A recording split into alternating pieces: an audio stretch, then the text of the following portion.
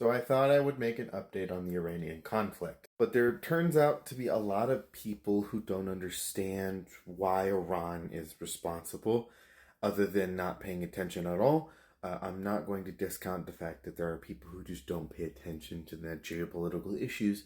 So I'm giving you guys a video for you so you understand. And for all the people who do understand, hi, say hi down in the comment. So we have to understand what combat or war by proxy is. For example, there are like at least a dozen different organizations across the world that are directly funded, directly supplied with equipment, weapons, drones from the Iranians, and they're pretty much told to cause a ruckus, cause war, cause pain, strike America, strike America's allies, strike anyone and everyone that we don't like, pretty much.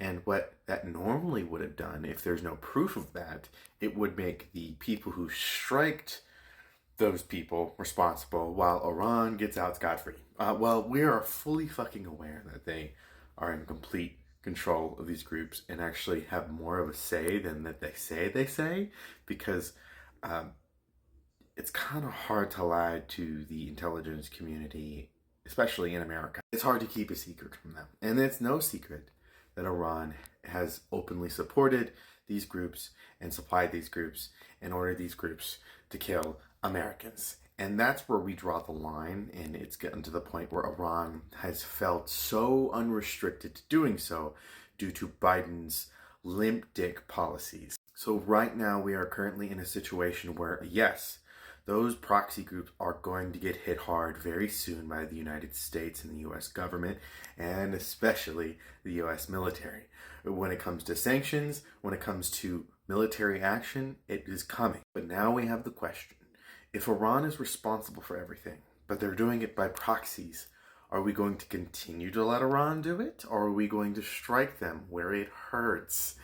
Now, obviously, if the president or the military can achieve this with minimal civilian casualties, that would be preferable, because that is exactly what happened in Trump's administration. We came to a point where we were about to absolutely lay the hammer down on Iran, but due to the amount of estimated civilian casualties that would be killed, Trump said no, obviously, because that would be an immensely horrible PR blow, and it would not help anyone's attraction to the idea, because people think genocides are happening. Now, obviously, I'm not supporting, and not a lot of Americans are supporting boots on the ground, but I will say that in terms of striking Iran, I think we should. Why? I'm sorry. But at some point, someone needs to be held responsible for the actions they do, and making it painful for them to understand that. We are being forced into a war. It's not like we are trying to start this war. Do you understand what I mean? Like, I get it. And I don't want a war in the Middle East. I don't think any American wants war in the Middle East. But when the largest state actor and the largest supporter of global terrorism has continued to push the bar farther and farther and farther, now killing 3 Americans, and the injury list has now jumped up to 40. All of the issues in Gaza, Iranian-backed, Iranian-caused. All of the issues happening in Yemen, Iranian-backed and Iranian-caused. All the strikes that are happening in the Red Sea, Iranian-backed and Iranian-caused. Any of the conflicts that have had Iranian-backed groups have been ordered and orchestrated by the Iranians. Now that you've been informed on the details, understand that who is responsible at this point. Of course, those groups, but also Iran. We can't be afraid to point the proper finger at the people responsible. I don't care if you're upset about the Gaza conflict and whether or not you like,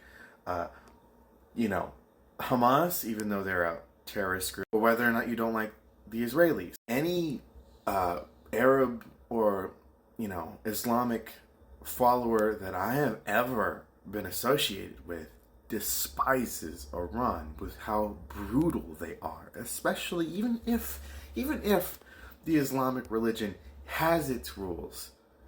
The amount of bloodshed the Iranians have done since their Islamic revolution is staggering, and it makes us blush. And it's the current predicament we're in. I don't think any common sense individual is going to support Iran in this situation, because I'm sorry, they have been causing as much pain and hate as simply possible, and I think the world should do something about it.